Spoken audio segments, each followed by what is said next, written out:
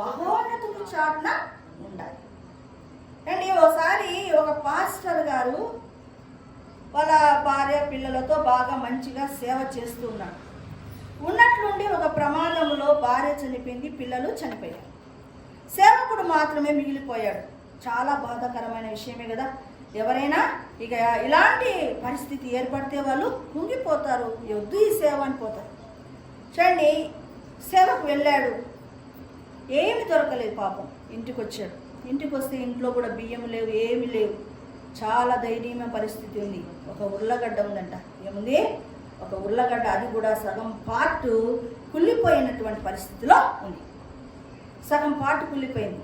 అలా సరే దాన్నే నేను తింటానని వండుకుందామని దాన్ని ఉడకబెట్టుకొని తిందామనుకున్నాడు. అనుకుంటుండగానే ఇలా మనిషి పక్కల సాతాను వచ్చి నిలబడ్డాడు. అంటే వాడు ఇంకా శోధిస్తాడు. చూసావా, ఏంటో నువ్వు యేసుప్రభు అంటివి, యేసుప్రభు నమ్ముకుని నీకేమొచ్చింది? నీ భార్య, నీ పిల్లలు పోయి, నీకు తిండి లేదు, తిప్పలేదు. ఇదేనా యేసుప్రభు నీకు ఇచ్చినది?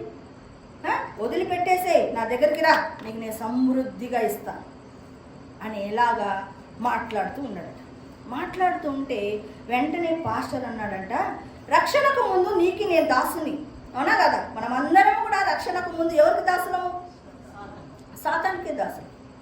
అవును, నిజమే. రక్షణకు ముందు నీకు నేను దాసుని, నువ్వు బాగా ఇచ్చావు, నాకు సమృద్ధిగా నేను జీవిస్తుంది. కానీ నా హృదయంలో నెమ్మది ఉండేది కాదు. నేను యేసయ్యను నమ్ముకున్నాను, నాకేమీ లేవు, నాకు ఉన్నది ఏదో నేను తింటున్నాను, కానీ నా హృదయంలో సంతోషం ఉంది అని అనే లోపల వాడు సాతాను మాయమైపోతాడు. రండి, నీకు యేసు ప్రభు లేనప్పుడు సమస్తం ఉండొచ్చు, కానీ నీ హృదయంలో సమాధానం అనేది ఉండదు. కానీ యేసు ప్రభు నమ్ముకున్న తర్వాత నీకు లేమి ఉండొచ్చు, అయితే నీ హృదయంలో ఏముంటుంది? సమాధానము, నెమ్మది ఉంటుంది. పరలోక రాజ్యానికి నువ్వు వారసురాలవి అవుతుంది.